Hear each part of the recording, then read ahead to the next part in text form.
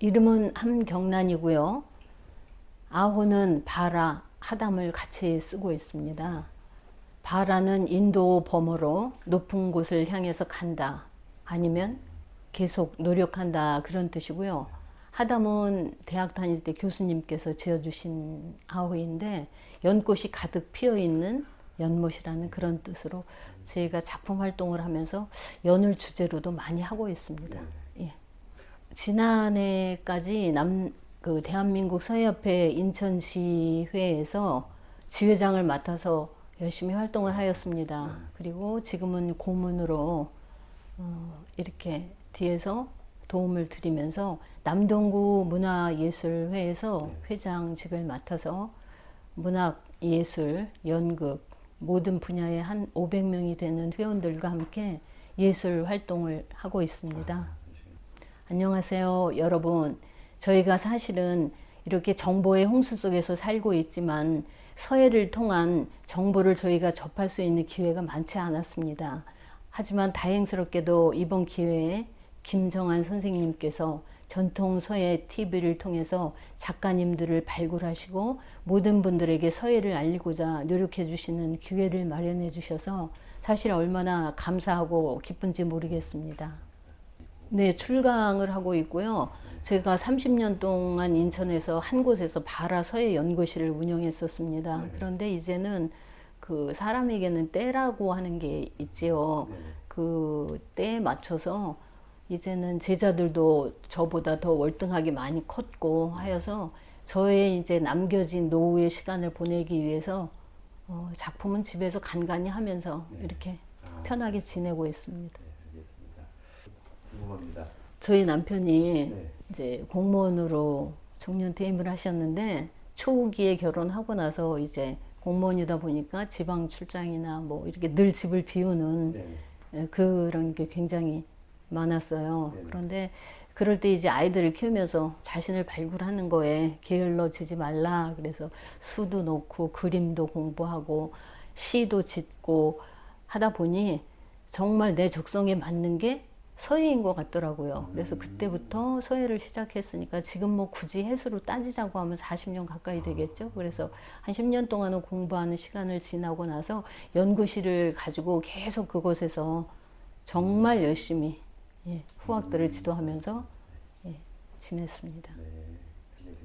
제가 고등학교 때 일신여고를 나왔는데 그 다음 시간이 가사 시간인데 선생님께서 이제 반 대표로 글짓기 대회를 나가서 무궁화를 주제로 글을 쓰라고 하셨어요. 그런데 여학생들한테는 이제 가사가 제일 즐거우니까 대충 써놓고 이제 가사 실습을 하러 갔는데 발표하는 날 대부분 아래쪽에서부터 이렇게 부르잖아요, 상을.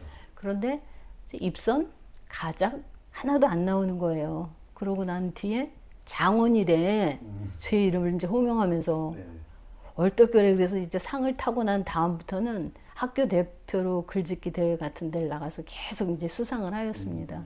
그래서 남편이 경찰인데 경찰고시라고 하는 책에 이제 글을 써서 냈는데 또한 이제 장원으로 전국에 이제 또 이제 유명세를 타다 보니 경기대학교 교수님을 찾아가서 제가 이제 시를 배우고 싶다고 서른 잔치는 끝났다로 막 굉장히 유명하던 때인데 내 시는 좀 더 서정적이니까 잘 되지 않을까 하는 생각으로 이제 열심히 거기서 이제 시를 공부해서 95년도에 순수 문학에서 신인상을 받으면서 이제 등단을 했습니다. 그래서 선생님들께서도 읽어보시면 미사력으로 사용하지 않고 생활에서 묻어나는 그 진솔한 이야기들, 또 남편에 대한 고마움, 그런 살아가는 그 꾸밈 없는 이야기들로 하여서 시라고 하기보다는 거의 뭐 산문, 그 일기에 가까운 그런 것으로 부끄럽게 시집을 이제 3권이나 냈습니다.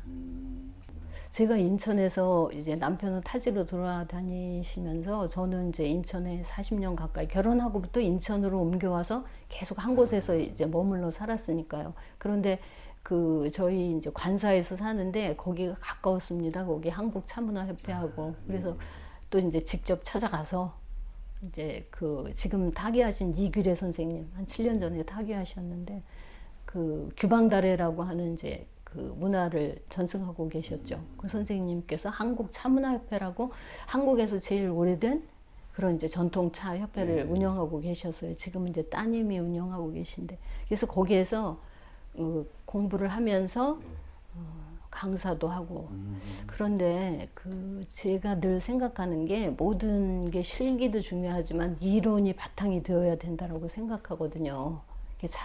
차의 정신을 알고 마셔야지 그냥 이렇게 행다 위주로 해가지고 차를 마신다고 하면 반쪽짜리가 아닐까 하는 생각이 들어가지고 이제 원광대학교 대학원에서 전문적으로 이제 차를 전공하는 예, 그렇게 해서 공부를 하게 됐죠. 이 서해나 차나 다 모든 게 느림의 미학인데 특히 차는 이렇게 혼자 내려서 마시면서 눈으로 보고 색을 음미하고 맛을 보면서 물론 건강에 폴리페놀을 통해서 굉장히 좋죠. 항암 작용도 있고. 그런데 그 조용하고 번다하지 않은 시간에 자신을 만날 수 있다고 하는 거. 그것이 요즘 사람들한테 좀 결여되어 있는 고독하지만 요즘 사람들은 이렇게 문화에서 분리되면 분리불안증을 겪잖아요. 근데 차는 오롯이 혼자 마시면서 자신을 바라볼 때 나의 좋은 점, 부족한 점, 자신을 오롯이 만날 수 있는 오히려 더 좋은 그런 의미가 있다고 생각합니다. 사색의 그런 그렇죠. 그런 게 깊이가 굉장히 있죠. 커피 한 잔을 달달하게 마시고 나서 느끼는 만족감이 아닌 그 쓴맛을 느끼면서 나중에 이렇게 연하게 풍겨오는 풍미를 느끼면 그 은은함 때문에 건강도 좋고 머리도 맑게 하고. 예. 우리나라의 녹차가 농약도 적고 그 별다방 커피 같은 것보다 가격도 저렴하면서 굉장히 건강에도 좋아서 젊은 사람들이 좀 이렇게 차를 많이 마시는 계기가 된다면 참 좋을 것 같은 생각이 듭니다. 예, 녹차요. 우동 녹차 이런 거 말씀하시는 거예요? 그렇죠. 네. 제가 그 한글 공부를 하면서요. 저희가 40년 전에 한글 공부를 할 적에는 그렇게 교재가 많지 않았었습니다.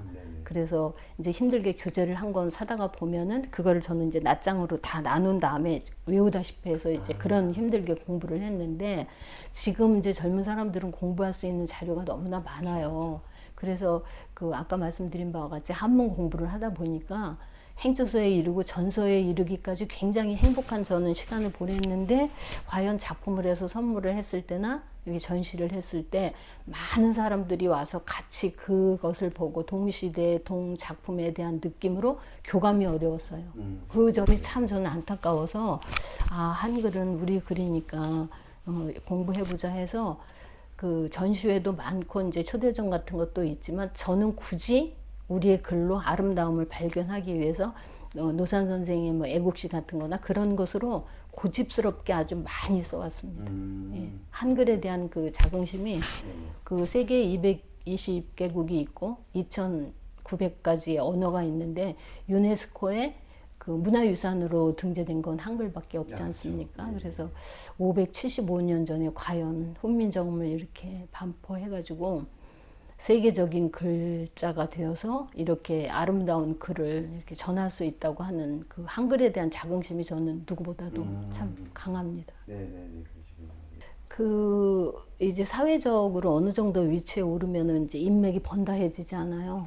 그런데 그게 좀 이렇게 힘든 시기. 그러니까 국전 초대 작가가 돼서 심사도 하고 운영도 하고 또 이렇게 한 번에 큰 행사가 끝나고 났을 때는 이렇게 자세히 말씀드리기는 힘듭니다만 선생으로서 지도를 해서 이렇게 제자들 작품을 출품하고 그들이 이제 좋은 결과를 얻으면 더불어 선생도 영예롭지만 그렇게 힘든 시간을 지켜보았는데 모두가 다 이제 반열에 오를 수는 없는 거죠. 그래서 그랬을 때 느끼는 그 고통이나 아픔 그리고 저희들은 공부할 때 내가 이렇게 입선을 하지 못하였다고 하였을 때 스승이 느낄 아픔을 생각해서 참고 인내하고 좀 더 이제 본인을 다잡는 기회로 삼았는데 요즘의 제자들은 스승께서 능력이 없으셔서 이제 그런 아픔을 겪는다고 하고 그런 이렇게 인연이 번다해지는 거에 대한 좀 불편함이 있던 차에 남편이 이제 정년 퇴임을 하게 됐습니다. 그래서 그곳에 한 1,000평 정도 이제 땅을 그때는 1000평의 넓이라는 것을 제가 알 수조차 없는 시대 집을 짓고 한 7년 동안 살면서 저는 제 인생에서의 제일 행복했던 때가 그 시절인 것 같다고 생각하면서 그 전봉산은 세계 유네스코의 자연보호 경관이 등재되어 있는 그런 산입니다. 그래서 희귀동식물 같은 것도 많고요. 그들을 늘 바라보면서 산을 오르고 그 명상을 바위에 앉아서 하고 했던 그 시간이 더없이 정말 행복한 풀 뽑고 농사 지어서 푸성기 길러먹고 그런데 그 즈음에서 이제 저는 연락을 이쪽하고 두절하고 있었는데 오히려 이쪽에 계신 분들이 굉장히 불편해 하시더라고요. 저는 편안한 삶을 살고 있는데 그리고 나서 한 7년 정도 살고 남편이 그렇게 힘들게 공부하고 대학원까지 나와서 비겁하게 숨어 살 거냐 계속 그래서 어느 거에 정답이라고는 없고요. 저는 그 시골 생활이 참 행복했는데 남편은 좀 도시형이라서 뭐 쌀나무를 얘기할 정도는 아니지만 그 풀을 보고 꽃이라고 할 정도의 순수성을 가진 사람이 그 시골에서 오랫동안 장작 패고 농사 짓고 1000평을 둘이 이렇게 갖고 오기란 쉬운 일이 아니더라고요. 그래서 다시 이곳에 사무실도 있고 아파트도 또 그대로 둔 상태이고 하니까 다시 와서 또 그러고 이제 몇 군데서 강의가 쇄도하다 보니까 계속 또 그곳에서 사실 이렇게 있는 게 힘들어서 3일 정도 여기 왔다가 또 4일 정도 갔다가 그런 왕복을 계속 이제 했었죠. 그러다가 이제 과감하게 정리하고 도시에 살면서 좀 어깨가 가벼워지자 그래서 다시 이제 와서 남은 시간에 열심히 이제 봉사를 하고 있습니다.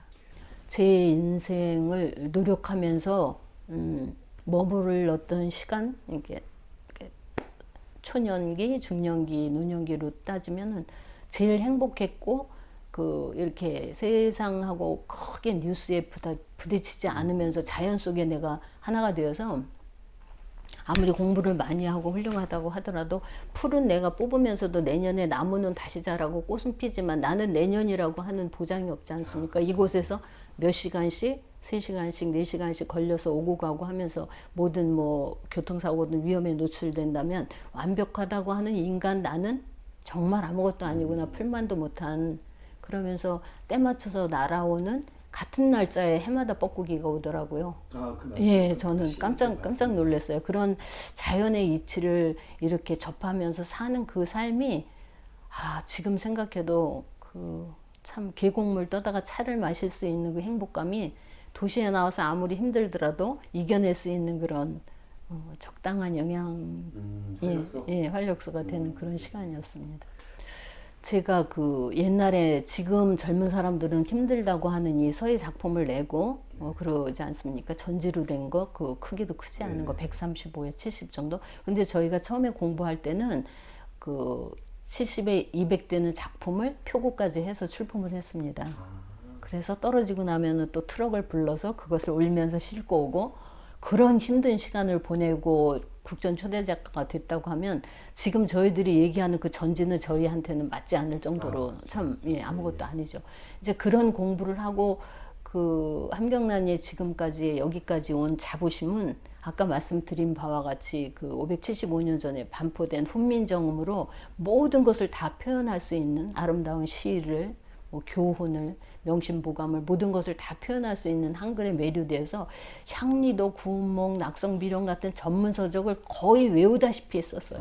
그래서 이제 혹시라도 자료가 필요하시면 이제 제 이름으로 이렇게 옛날 자료를 보시면 초대전 같은데 아주 장글씨로 2000 국전지 한 장에 2,700자까지 넣을 정도로 현대서예라고 하여서 이제 캘리그라피 같은 걸로 큰 붓으로 멋지게 힘있게 휘두르는데 그런 작가가 있다고 하면 또 저같이 이렇게 임서를 충실히 하면서 옛날 고전에 의한 그런 공부를 또 하는 작가도 필요해요. 그런데 그렇게 오래 하다가 보니까 나름대로 이제 봉서 같은 거, 그 글에 대한 자신감도 생기고 또 이제 건방진 나의 채라고 절대로 할 수는 없지만 봉소 공부를 끝내고 난 뒤에 자연스러운 피리를 가지고 그때부터 저는 이제 10년 전부터 캘리그라피라고 하는 거 이게 일반인들한테 네. 전혀 그 뜻이 전해지지 않을 때 저는 그 봉소의 피리를 가지고 캘리그라피를 했어요. 그랬더니 너무 사람들이 와서 이렇게 놀라는 거예요. 저 바라 선생님이 쓰신 글씨는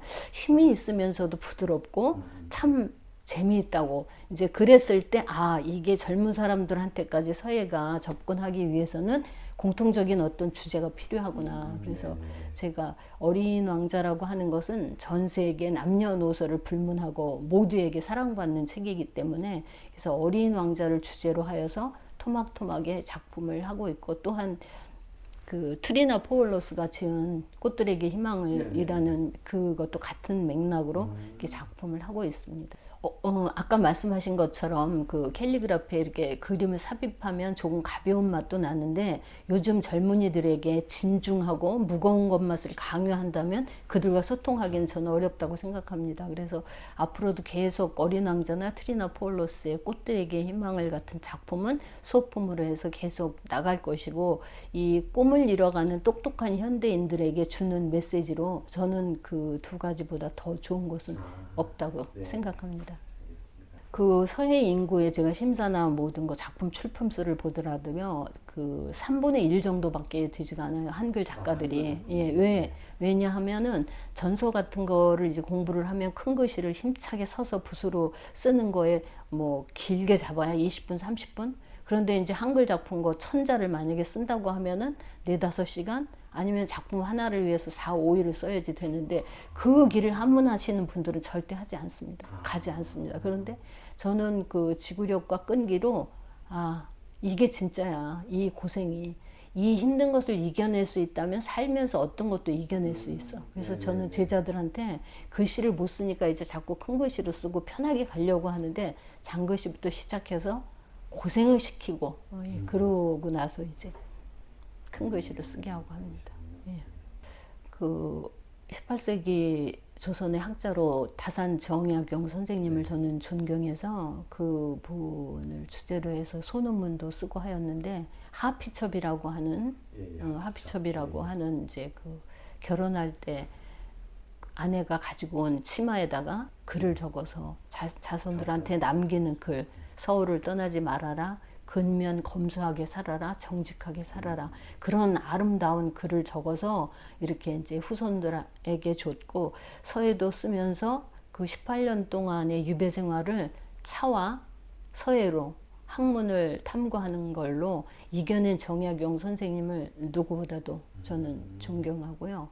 시인 중에서는 그 백석, 지금은 이제 우리가 행복하게 그분의 시를 정말 서정시를 읽을 수 있지만 한 4, 5년, 한 10년 전만 해도 그분이 이제 그 우리가 접할 수 없는 이제 이북으로 월북한 작가이기 때문에 접할 수가 없었는데 다행히 정지용 시인과 같이 해금이 되면서 그 아름다운 시들을 저희가 이제 접할 수 있게 되었죠. 그래서 제 작품 중에는 백석 선생님이나 정지용 시, 뭐 요즘 근래에 들어서는 나태주나 용혜원, 뭐 김용택 씨 같은 그런 서정 시와 순소 시를 많이 제가 하고 있습니다.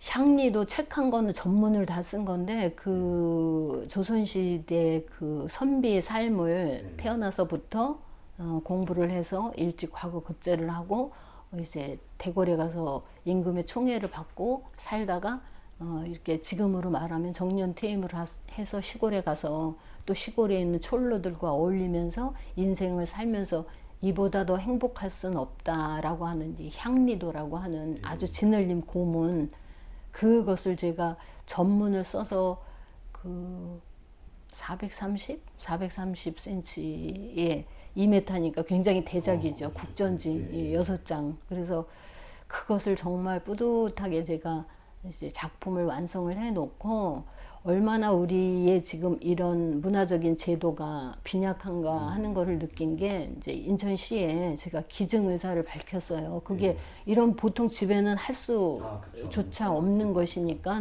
그리고 이제 제가 나이가 있다 보니까 나이가 70인데 그런 필력을 가지고 좋은 작품이 나오기는 쉽지 않거든요. 그래서 이제 시에다 기증하고 싶어서 이제 의사를 타진해 봤더니 그 문학 쪽에 계신 이제 문화 담당하시는 선생님들께서 인천에서 뭐 몇 년 후가 될지는 몰라도 박물관 그런 거를 계획은 하고 있다는데 그런 쪽에 지금 투자가 될 만큼 여유롭지 않은데 본인들이 그 시간 동안에 그것을 받아 가지고 훼손시키지 않고 보관할 수가 없다라고 그러더라고요. 그래서 참 안타까운 것이 이런 작가들이 정말 대한민국에서 한글 이렇게 쓴다고 하면은 손꼽을 수 있을 만큼의 좋은 작품을 쓰는 작가인데 그 뭐 가치를 알아달라는 건 아니지만 아무 보수 없이 그냥 그것을 기증하겠다고 했을 때도 그것을 수용하지 못할 정도의 문화 정책이라면은 그렇게 좀 그런 면이 안타깝죠. 그래서 이제 선생님께서도 이런 활동을 많이 하시니까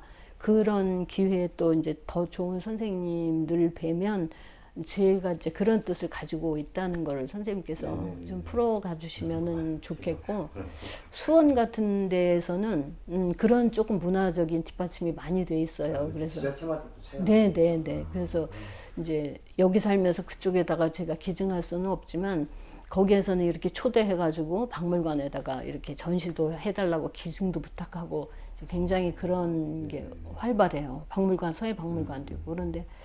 인천은 아무래도 그 서해 그런 쪽에 이제 제가 꿈을 펼칠 수 있는 것으로는 좀 아쉬운 점이 네 척박한 대부분의 이제 좋은 인재들은 서울로 또 떠나는 경향도 있고 이렇게 인천이 약간 좀 그런 아쉬움이 있었었죠. 네. 농사를 이만큼 잘 지어서 와서 여기에서 이제 남편과 함께 늘 저는 그 첫 번째 시집의 제목이 내 행복의 절반은 당신 몫입니다. 그래서 제가 이렇게 여기까지 변변치 않은 사람이 성공해서 올 수 있었던 것에 반은 남편의 몫이고 또한 반은 차 생활을 하면서 그 어려움을 겪어낼 수 있던 것이 오늘의 나를 있게 한 그런 것이라고 생각합니다. 그래서 둘이 어떤 일이건 간에 같이 행복하게 건강하게 해나가는 거고 또 그 시집에서 밝힌 바와 같이 연명치료가 없이 우리는 의지가 있을 때 둘이 건강하게 살면서 살자. 그래서 작품에 그렇게 크게 욕심도 안 내고 이제 여기에서 가끔 제자들 만나서 차도 마시고 작품도 보아주고 그런 정도로 지내고 있습니다. 선생님 제가 95년에 인천시에서 대상을 탔는데 그때 제 자작시로 대상을 탔고 국전에도 또 자작시로 출품을 하고 그 공부에 대한 목마름이 좋은 내용을 갖다 글만 쓰면은 그거는 기교이지 그 서예를 오래 잘 쓴 사람을 달인이라고는 하지 않잖아요. 그렇죠. 그래서 그 기교보다는 그 내용에 담긴 학문적인 깊이가 중요하니까 이건 남이 이규보가 쓴 시를 가지고 내가 계속 쓴다. 두보의 시를 이건 반만 행복한 거예요. 그래서 자작시를 이제 공부를 제가 경기대학교에서 하고 자작시를 가지고 이렇게 작품 활동을 하다 보니까 그 행복감 반에서 이제 거의 채워져 가는 그런 느낌. 그래서 지금 제자들도 국전 출품하는데 보면 거의 다가 제 시를 가지고 쭉 이어서 써서 많이 출품해서 이건 누구시지? 보다가 보면 이제 제 이름으로 된 시가 굉장히 많이 이제 그 서예라고 하면 요즘 젊은 사람들은 아마 도망갈 것 같습니다.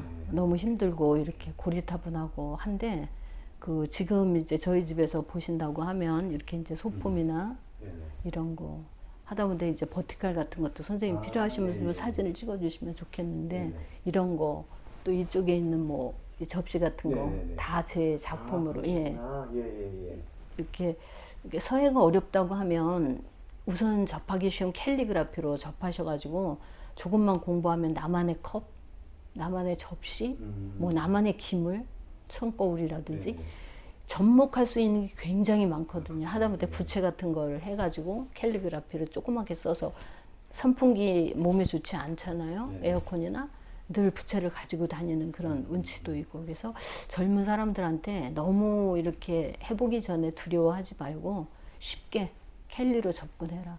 요즘 초등학교 같은 경우에도 서예를 이렇게 방과 후에 모집한다고 하면 애들이 안 온답니다.